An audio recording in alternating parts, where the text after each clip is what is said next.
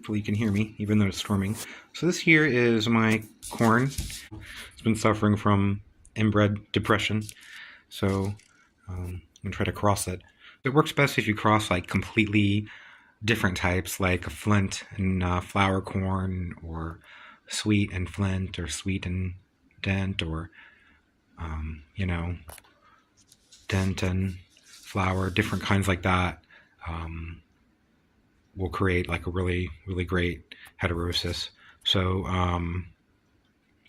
here is my corn. This is some little Hopi blue corn. This is just some normal sweet corn, just so you can see. And then this here is a hybrid. You can tell it's larger, healthier looking, more uniform size. So I can cross like sweet corn and dent corn and things and get heterosis, hybrid vigor, and get healthy plants and interesting genetics going on. But I want to introduce like completely new genetics into my corn and try a bunch of different stuff. So I have a bunch of different things here. This here is a South American purple corn. It is like a tropical corn. Tropical corn is photoperiod sensitive. It's short day corn. Corn in North America is day neutral. It tassels based on like heat accumulation, degree days kind of thing. But corn from the equator is photoperiod sensitive. So it's completely different genetics, and it's kind of hard to get those genetics here.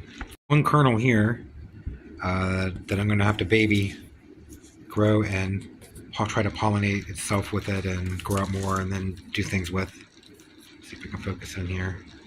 But it's a type of Peruvian land-raised corn.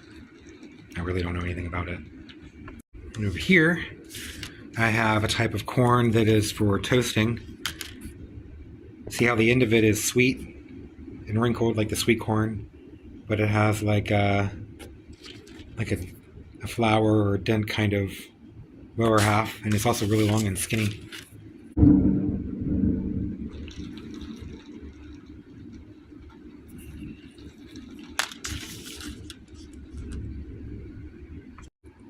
And you have these here, which is a little larger, but it's also just for like toasting. This makes like inside out popcorn. It's really cool. It puffs up and is really crunchy and delicious. And yeah, I need to show this, I guess. Eating this stuff is delicious. All this stuff is toasted, really good. This kind here, look how large these kernels are. Ooh.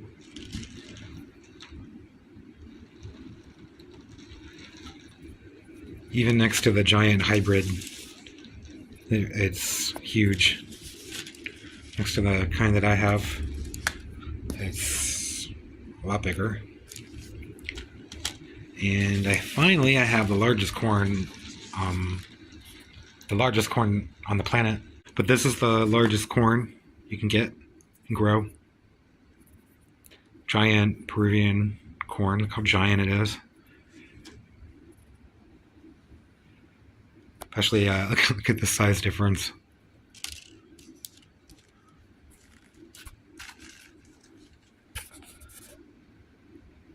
It's amazing.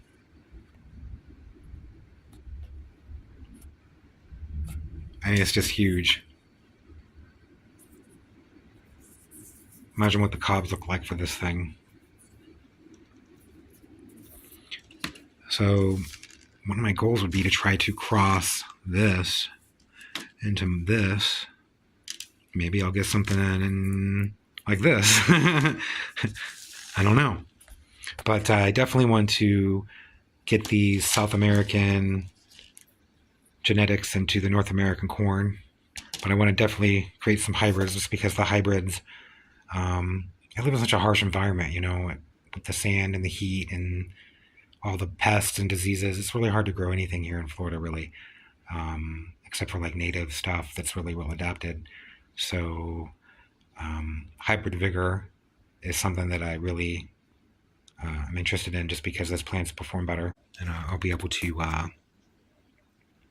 get a really good harvest out of some plants, especially if I can make my own hybrids that perform well here. So I can keep I'll keep like stable inbred lines that I can cross once a year and then save that and plant that out again. And because I have several seasons, like I grow corn. But that's why there's corn all over the place in all different sizes. It's all planted at different times, and because the pollination of these is going to be tricky to get them to pollinate and tassel and soak all at the same time. So that's why there's so many different stages out there and different places and different kinds. So I can try to get them going to cross, because it'll be hard. Although this one here I'm going to grow in a pot and bring it inside. So I might have to end up doing that with some of this stuff until I get some things going, cross them that way. I mean, what works, I guess. I'm only looking to get hybrid seeds, so I can only take maybe one of these and one of these, grow them together, force this one to tassel by putting it in a closet or something, because it needs 12 hours of daylight, 12 hours of darkness, I guess, really, in order to tassel. Like here, usually the summers are too long, but since I can grow things in the winter and stuff, it can work out.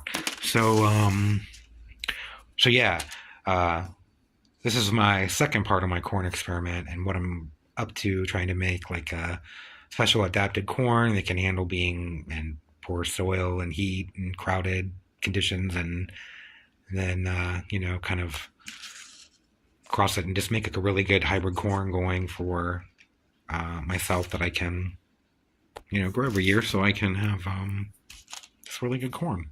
So anyway, thanks for watching.